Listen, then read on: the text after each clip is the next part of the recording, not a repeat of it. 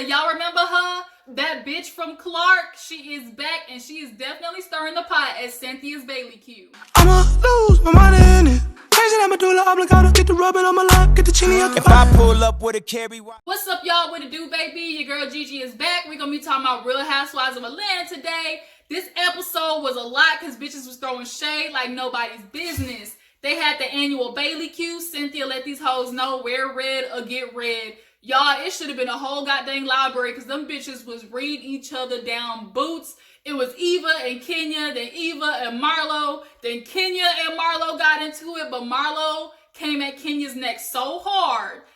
She gave her a gut punch. Kenya wasn't even ready for that shit. But she gonna get her ass back from the preview y'all saw on the next episode. But yeah, it was so serious at this baileyque, and we gonna get into all of it. But before we do, y'all know what to do. Go ahead and smash that subscribe button if you haven't already. And if this is your first time tuning in, first time clicking one of your girls' videos, let me welcome you to Big West Sub. Go ahead and subscribe so you can join the girls' team, okay? So y'all, let's talk about Atlanta Housewives. Basically, the episode opens up with Cynthia calling all the girls to let them know it's time for the baileyque. She hits up Porsha, lets her know you might want to wear red or you gonna get red.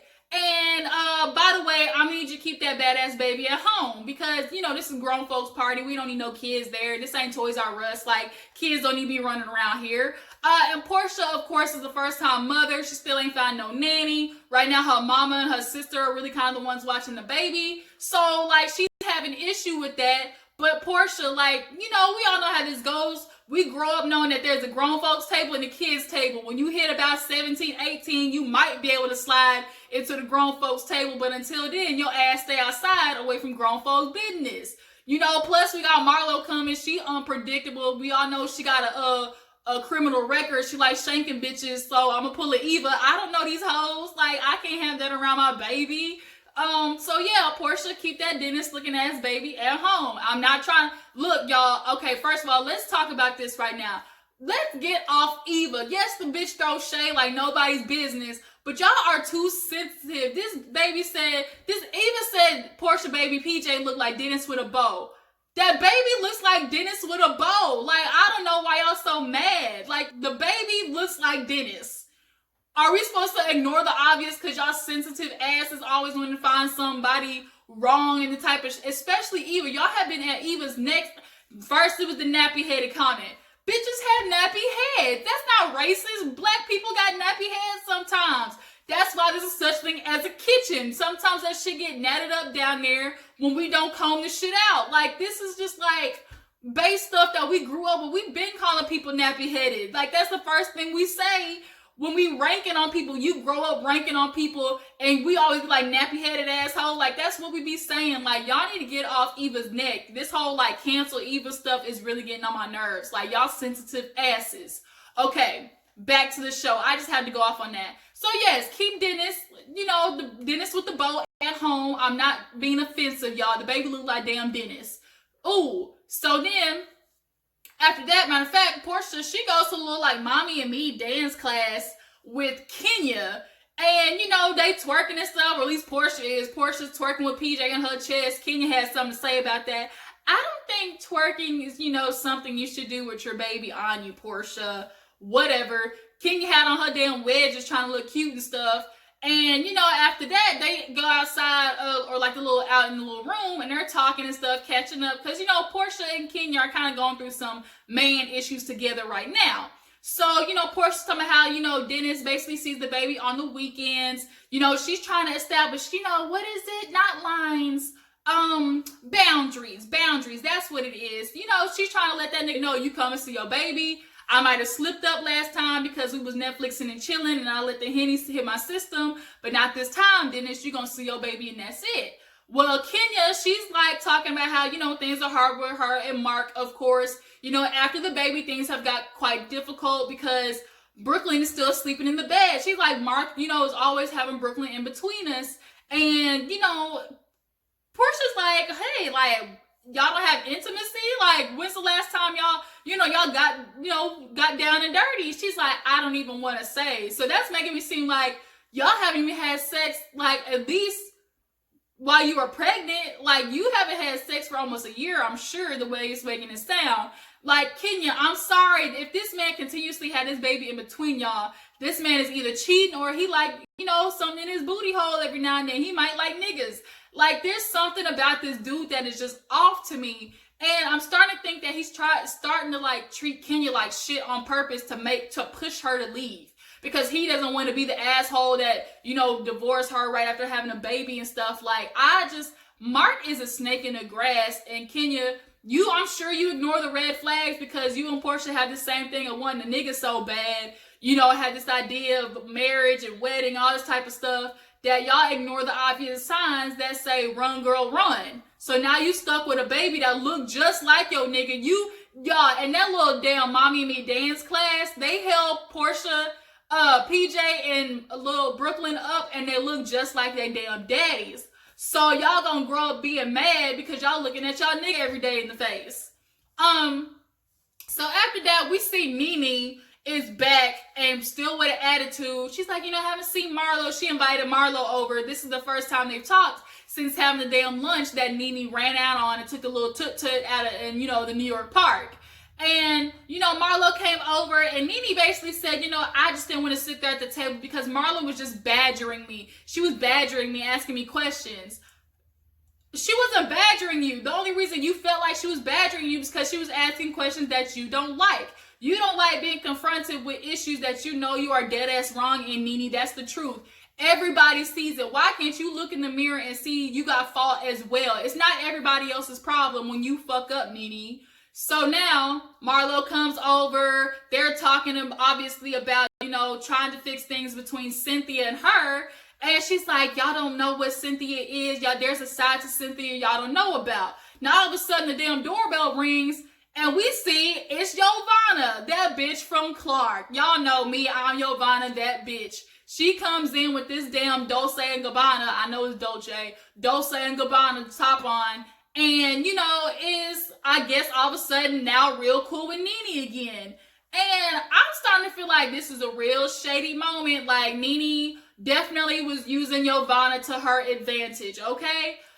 Nene ain't stupid. So Yovanna comes in the middle of Marlo and Cynthia talking about, you know, the whole Nene situation, trying to make up. Nene's talking about, you know, my spiritual advisor says, you know, I need to, you know, look up and be better and stuff. Whoever she is, Nene, you paying a lot of money for that bitch to tell you stuff that you're not going to listen to anyways. So Yovanna's like, yeah, like, I know there's a side to Cynthia. I was just at her wine bar and she definitely was talking shit about you, Nene. And of course, Nene's like, yeah, I know, like, I'm not surprised.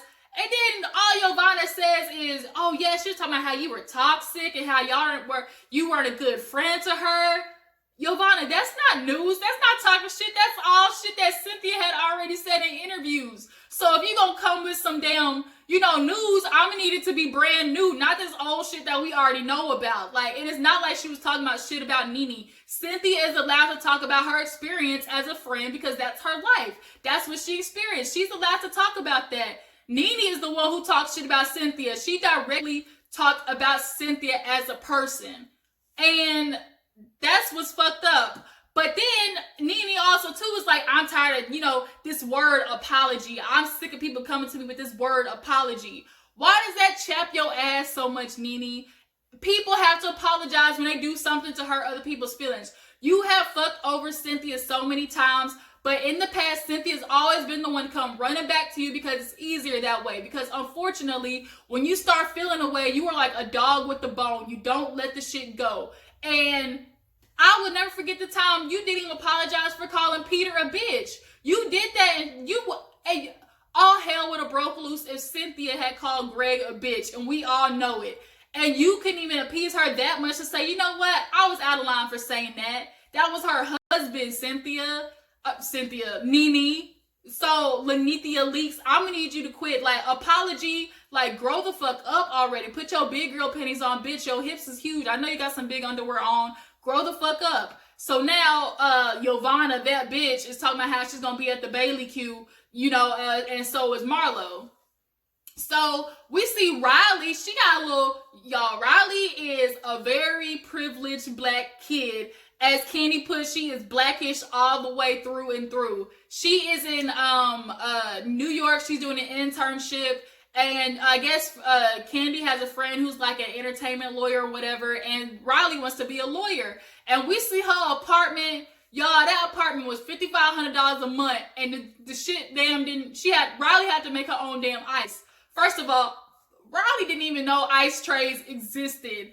I'm like, oh Lord, like this bitch didn't even know ice, like you don't even know how to make ice, like god dang, Riley. And so now the damn doorman comes upstairs and Ty's like, tip him. And she's like, oh, you tip him? He's like, hell yeah, you don't want, the concierge, you want people to want to do stuff for you. And she's like, oh, am I gonna get a tip allowance? I said, this heifer, you want a tip right now? Come on, Riley. Now, y'all, Candy, she got ducats, okay? She got money. Like I like to say, she got money. Because she been writing them hits a long ass time. So she got money for days. Like literally $5,500 is what she makes in 2 minutes. Like Candy good. But people also have this big debate of, why is Riley not going through the struggle, or why is Riley, getting all this stuff. And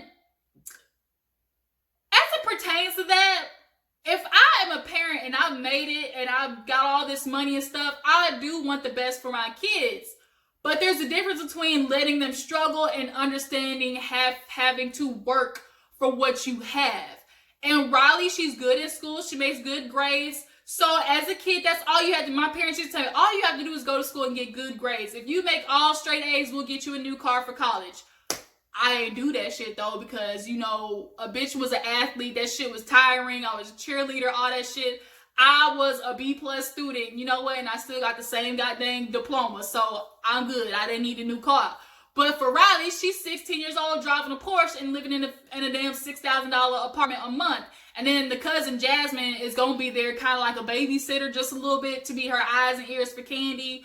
But unfortunately, Riley, I get it, because Riley is a celebrity's daughter. Like, people out here crazy, so she needs to be in a safe environment. And I understand how expensive New York is. My dad lives up there. Like, a regular base pay, apartment is like $1,200 for a 2-bedroom. That's decent, So, Riley, you go, girl. But the bitch didn't even know she had to clean her own tub. She didn't even know she had to, do all this stuff. And Kayla's sitting over there like, girl, I had summer jobs and I was working. My room may be dirty, but bitch, I clean my room. I clean my toilet and my tub.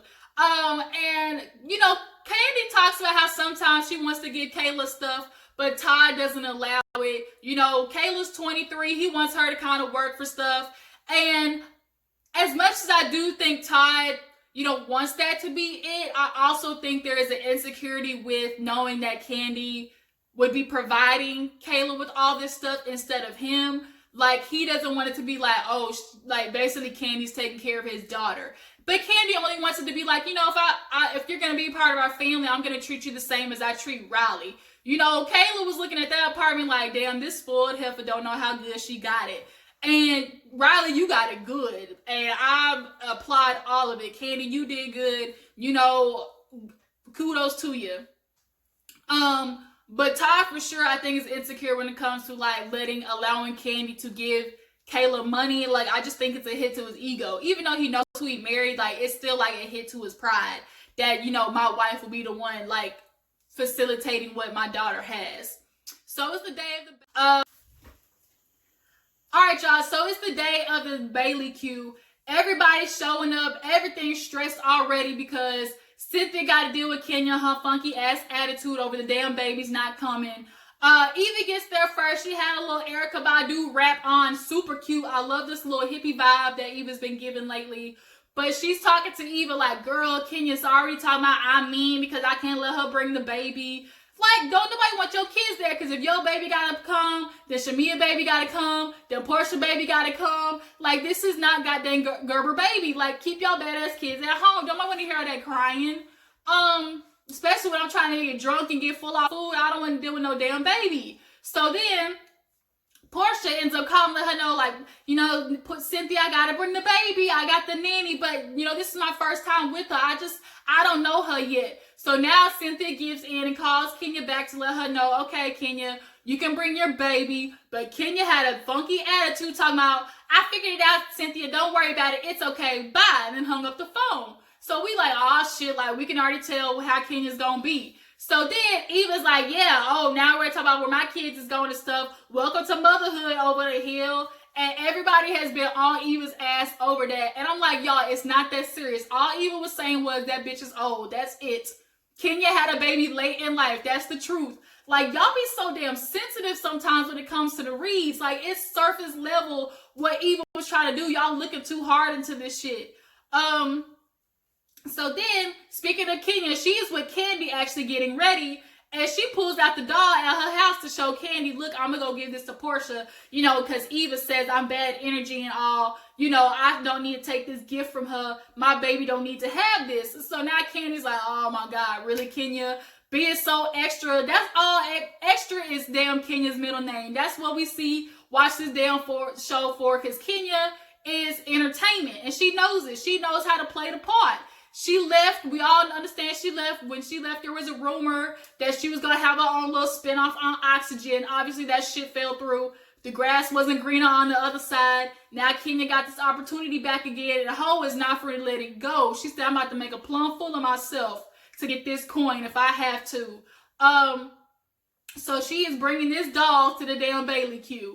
So everybody's showing up, and then they go outside to eat. So it's Yovanna ends up showing too. Tanya showed up. She was so beautiful, y'all. Y'all be talking about Marlo's fashion, but Tanya be getting it, okay? I would love to see her closet. But they're sitting outside, and then, like, somehow the conversation of pride came up, and then Nene and even talked about how awkward it was because, you know, they had just seen the video that Nene did, calling Cynthia desperate and weak and all that type of shit. So it was a lot. Now, Yovanna's sitting there trying to be Captain Save-A-Ho, defending Nene, telling Cynthia, well, you know, maybe she felt away, you know, and was hurt by sometimes feeling like your loyalty is to Kenya. And Cynthia is like over this shit because she's like, look, I've tried to explain to Nene. She wants to be mad over Kenya coming to the party. I was just as shocked as her. Now, do I believe Cynthia had an idea that Kenya was coming? Somewhat, yes. But whether she knew or not, that's her prerogative. It was her party. She can invite whoever the fuck she wants to. And that's the problem that I have, Nene. How you got entitlement over a party that's not yours? Like, what kind of friend is you? Like, that's what we be saying. Like, it's Cynthia's party, but you feel entitled enough to tell her who she can and can't have come on the damn guest list. Like, what the fuck? Like, that's so, like, like, I can't stand you sometimes, Nene. Like, all you had to do was stand in the opposite damn corner at the party from Kenya. That's it.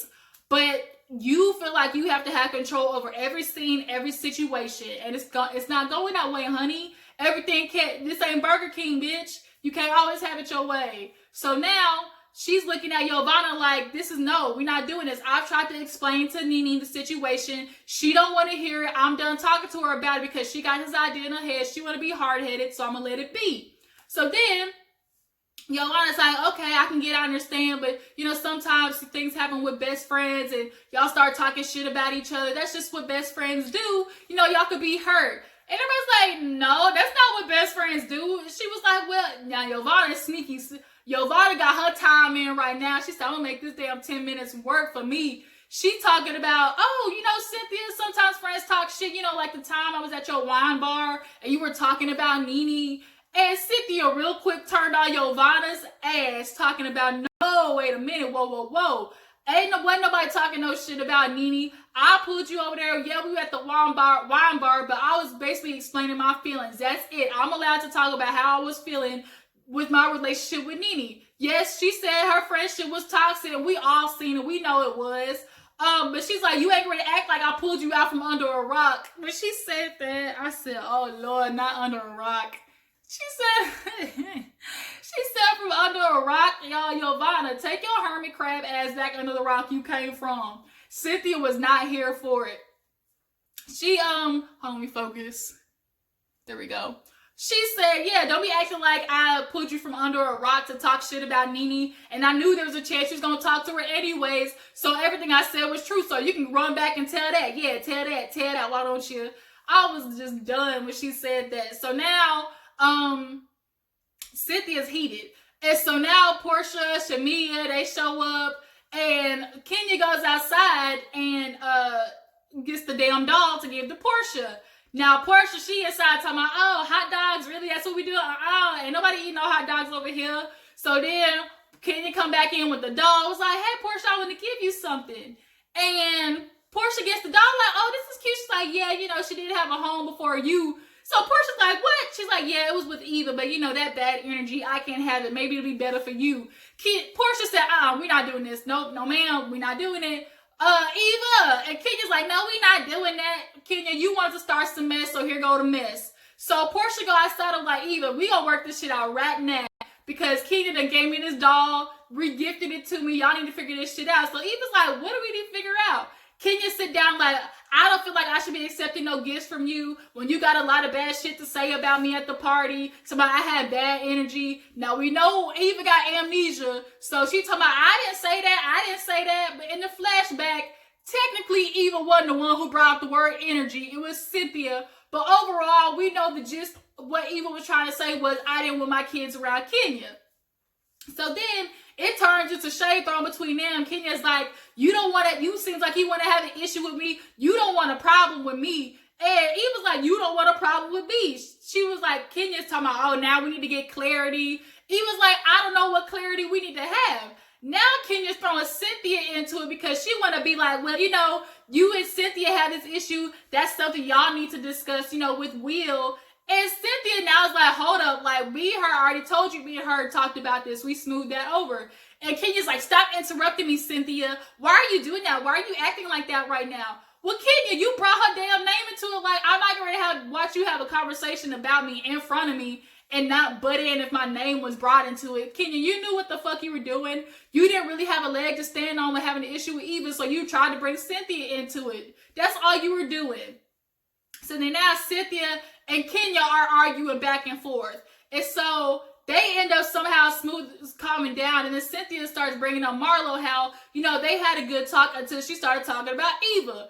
And she's like, Eva was like, I'm not doing this with Marlo because anything I know of Marlo is bad. And that's all I got to go off of. And Marlo go right back at her talking about anything I know of you, Eva, is fake. You know, since you want to live beyond your means and stuff, not be telling anybody your life.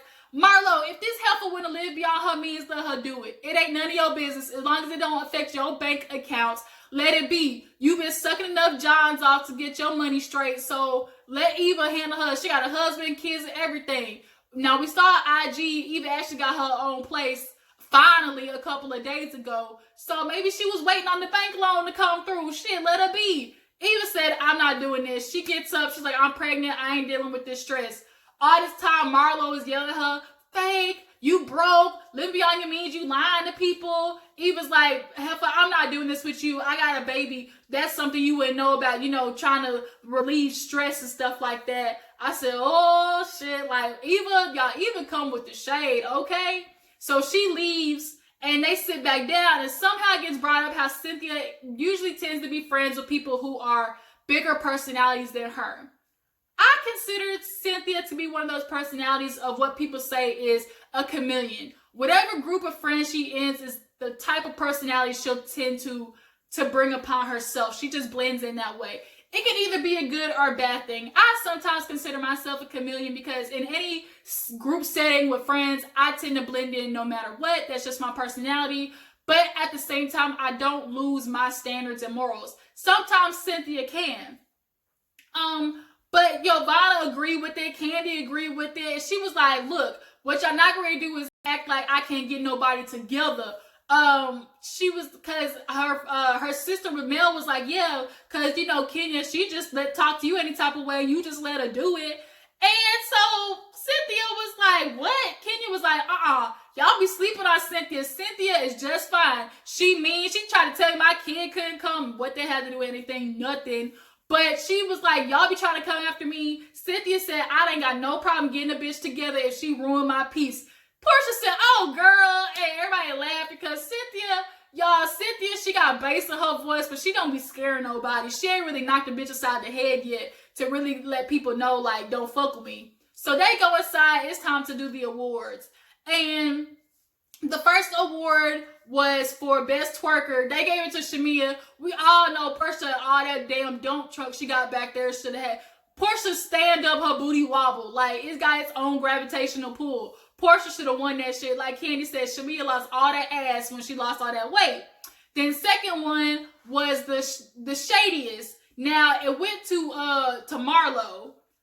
I think the other one was Best Read. They gave it to Kenya out of default because Eva left. We all know Eva should have damn got that because we remember when she read Marlo ass boots down, all the way down in Tokyo, to all the way to the wig glue she was using. And then last but not least, it was like Insecurity. And that was a rough one. Like, Cynthia, that's a weird, weird medal to give out. But they kind of ended it with Marlo trying to be all kumbaya, talking about, I got insecurities, I don't like my thin edges and big feet. Candy talking about her dark circles, Shamia talking about her C-section. Then we get to Kenya, and she talking about how she scared she don't have unconditional love. Bitch, you with Mark, and I can't with this damn adoption baby, like, syndrome Kenya got. Like, you want unconditional love, and you probably want all these friends, but the way you treat people sometimes, Kenya, is not productive to a good relationship.